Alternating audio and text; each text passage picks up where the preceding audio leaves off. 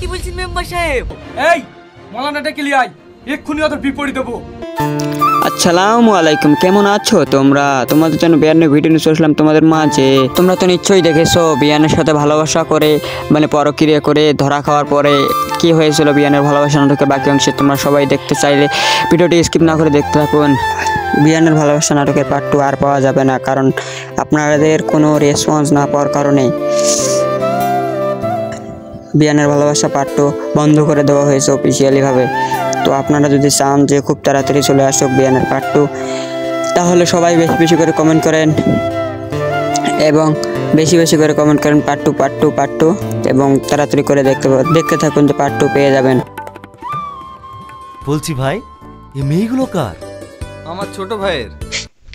বুড়ো যেন মেয়ে দেখার তর্স হয় না। মুরব্বি